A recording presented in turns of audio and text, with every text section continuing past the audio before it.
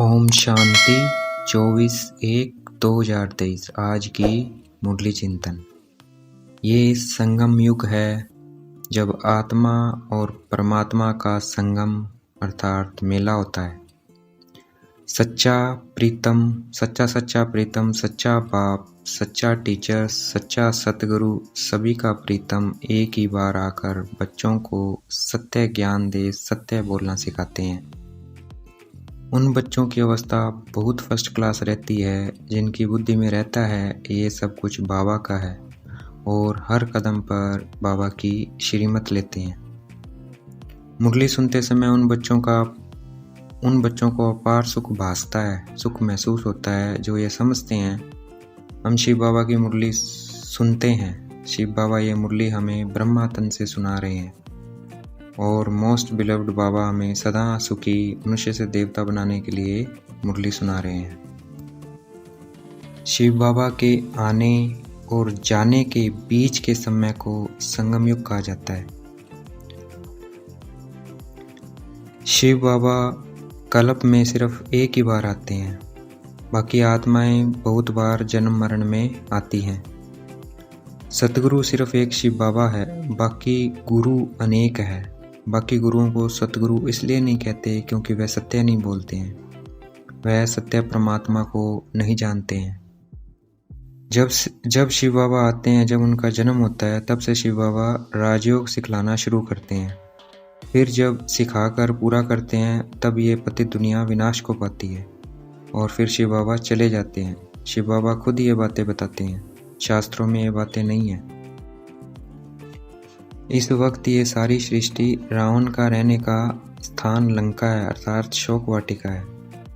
सभी दुखी हैं। शिव बाबा फिर इस पतित दुनिया को, नरक को हेवन बनाने आते हैं और हेवन में सिर्फ एक देवी देवता धर्म होता है जो अब प्राय लोप है। शिव बाबा जो ये राजयोग सिखला रहे हैं ये सिर्फ देवता धर्म की आत्मा ही सीखती हैं। भारत में ही हेवन होता है। क्रिश्चियन लोग भी हेवन को मानते हैं। वह कहते भी हैं लेफ्ट फॉर हेवनली अबोर्ड अर्थात स्वर्ग गया। बाकी वह हेवन को नहीं समझते हैं, ना ऐसे कोई हेवन जाता है। हेवन क्या है, कब स्थापन होता है, कौन करता है, ये उनको कुछ नहीं पता है। शिव बाबा आकर हमें त्रिकालदर्शी बनाते हैं अर्थात सृष्टि के आदि मध्य अंत का राज समझाते हैं। जब सारी देवकुल की आत्माएं कर्मातीत अवस्था को पा लेगी तब ज्ञान खत्म हो जाएगा, लड़ाई आरंभ हो जाएगी। शिवरात्रि इसलिए मनाई जाती है क्योंकि शिव बाबा आकर इस धरती पर देवी देवता धर्म स्थापन करते हैं, परंतु उन्होंने फिर गीता में श्री कृष्ण बच्चे का नाम डाल दिया है। ये सब बातें किसी भी शास्त्र में नहीं है कि शिव बाबा आकर राजयोग सिखलाते हैं। हर एक धर्म का शास्त्र है, तो देवी देवता धर्म का भी एक शास्त्र होना चाहिए और वो है गीता, परंतु उसका रचयिता कौन है ये नहीं पता है, ये मनुष्य को नहीं पता है।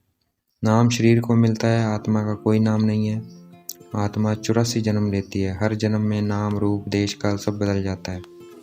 ड्रामा में कोई भी जो एक बारी पार्ट मिला हुआ है, जो एक पार्ट बजा लेता है, उसी रूप में वह फिर पार्ट कभी नहीं बजा सकता। वह फिर वही पार्ट 5000 वर्ष बाद बजाता है।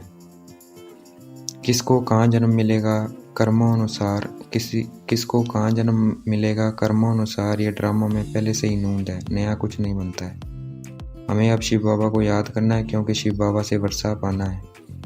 भारतवासियों का एक ही देवी देवता धर्म होना चाहिए, परंतु देवी गुण ना होने के कारण नाम बदलकर हिंदू नाम रख लेते हैं, हिंदू धर्म नाम रख लेते हैं। अब बाप हमें दैवी गुण धारण करवा रहे हैं। वह कह रहे हैं अपने को आत्मा समझ अशरीरी हो जाओ। ये ज्ञान अमृत है और विषय विकार जहर है। ज्ञान अमृत है और विषय विकार जहर है। ये देवता बनाने की सच्ची गीता पाठशाला है। शिव बाबा गर्भ से जन्म नहीं लेते हैं, वह शरीर का लोन लेते हैं। शास्त्रों से किसी को मुक्ति, जीवन मुक्ति नहीं मिलती है और ही तमो प्रधान बन जाते हैं।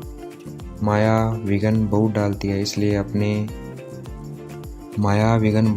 इसलिए अपने हाथ का चार्ट रखना है। आज की मुरली का वरदान, विशेषता के बीज द्वारा संतुष्टता रूपी फल प्राप्त करने वाली विशेष आत्मा भव।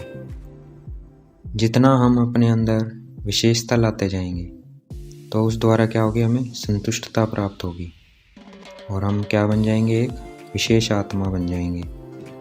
तो विशेषता के बीज द्वारा संतुष्टता रूपी फल प्राप्त करने वाली विशेष आत्मा भाव आज के मुरली का स्लोगन। अनुभूतियों का प्रसाद बांटकर असमर्थ को समर्थ बना देना, यही सबसे बड़ा पुण्य है। अच्छा, ओम शांति। शुक्रिया मीठे बाबा, शुक्रिया।